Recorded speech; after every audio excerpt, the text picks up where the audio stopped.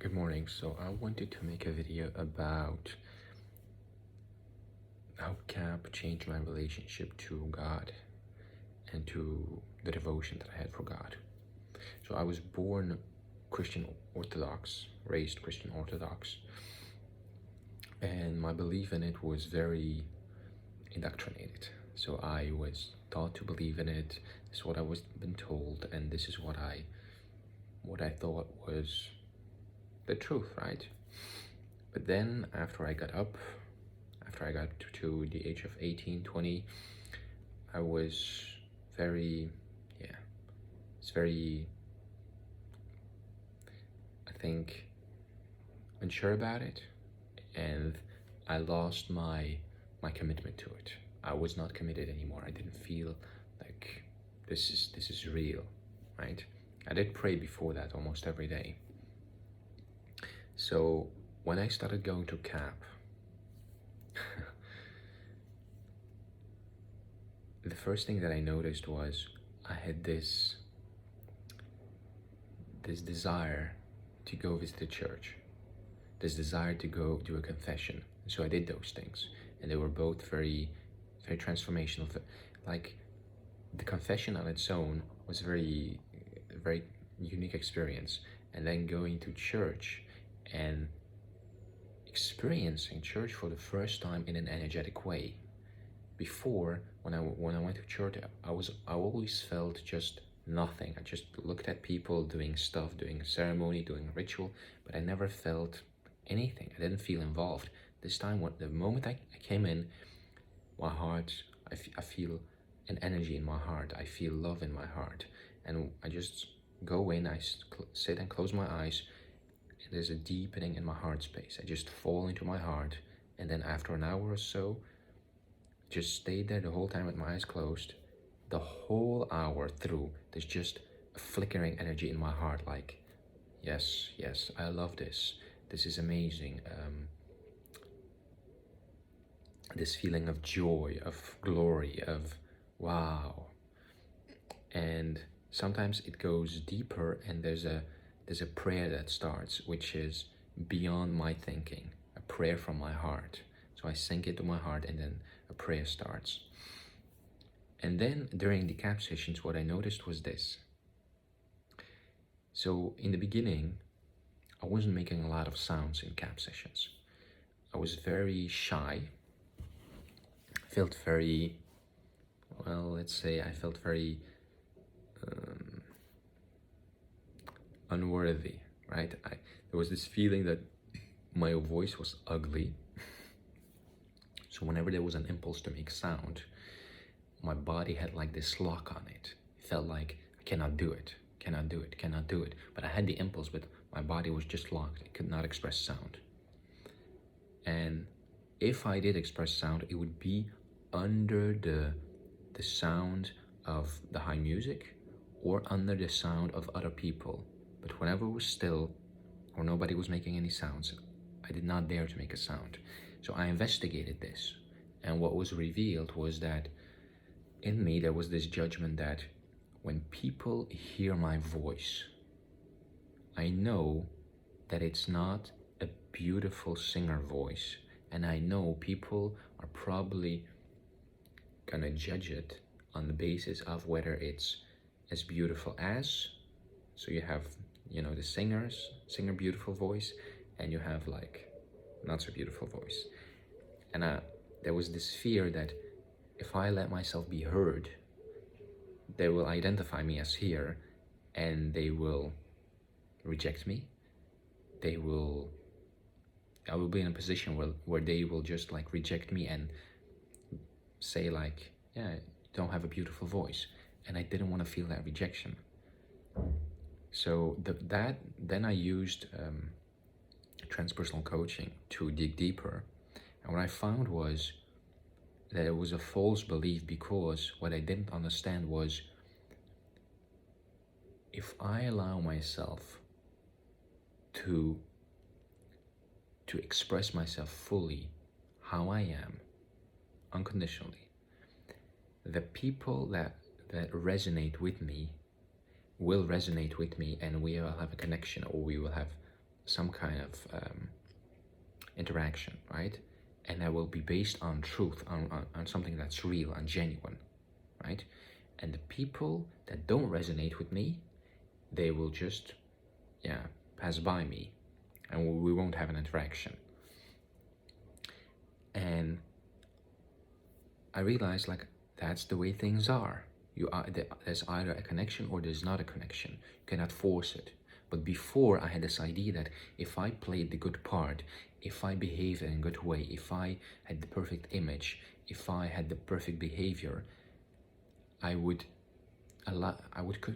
could seduce people, charm people into liking me, into choosing me, into accepting me, into being impressed by me, into giving me approval, right?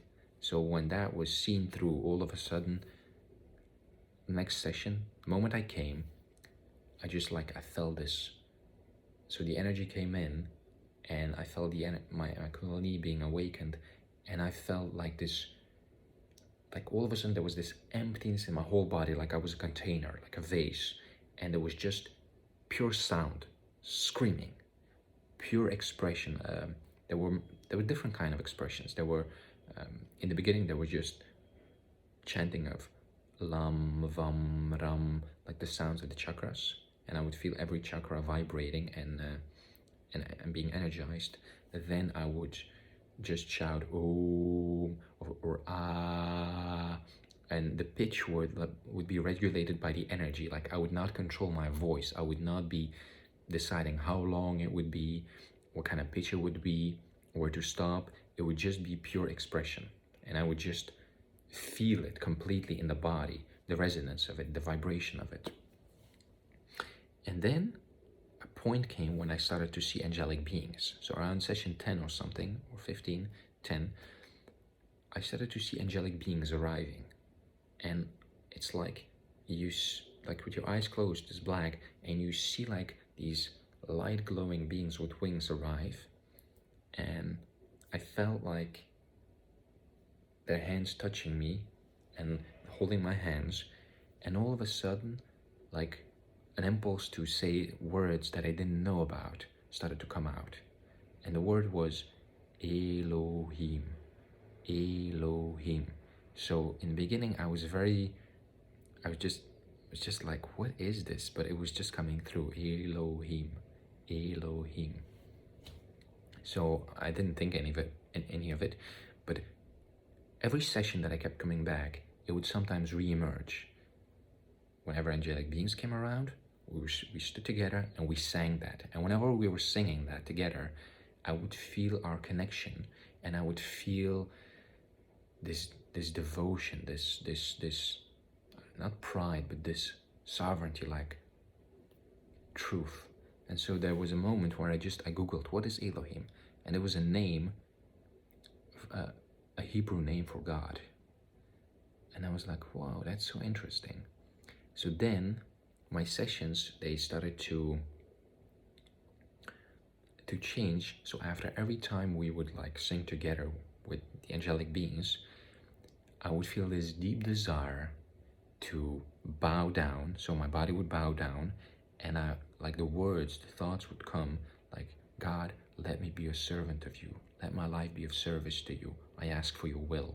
Like those kind of things would come out spontaneously without me thinking it. It was as if it was imprinted in me, and it was just presenting itself, coming out.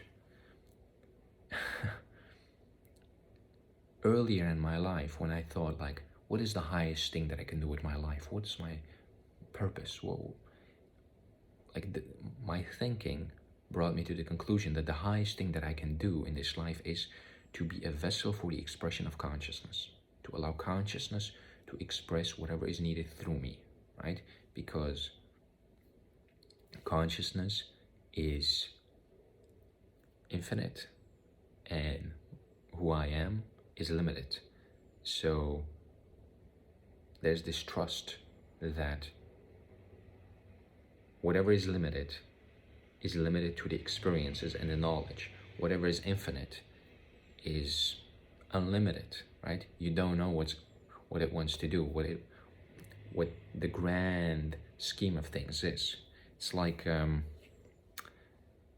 I remember David Hawkins talk about this. He said, you know, we have no right to judge people because we don't know the entire karmic history of a thing. The only one that knows is God, because God, he sees everything. He knows past, present, and future. So he sees the entire karmic history of a person, of a thing, or whatever. So he's the only one who can really see the essence or make a judgment or whatever. But we as persons, our judgment is very limited, right? It's affected by our conditioning, by our beliefs, by our preferences, by our likes and dislikes, by our traumas, whatever. So during the sessions, when I would bow down and these words came out, I felt a resistance in me. Like my ego said, like, why am I bowing to God? What is this? Like, there was this deep resistance, like, I cannot fully let down. I cannot fully be devoted. It's like I didn't want to believe in it or something, because it was so, like, honestly, I've never been like the devotional type of person. But every time that I came to the sessions, this experience would become stronger and stronger and stronger. So in the sessions, there would a courage would be born to shout Elohim, to shout it out, to sing it loudly without feeling ashamed, right? And I realize, like, through devoting myself, through giving my life over, that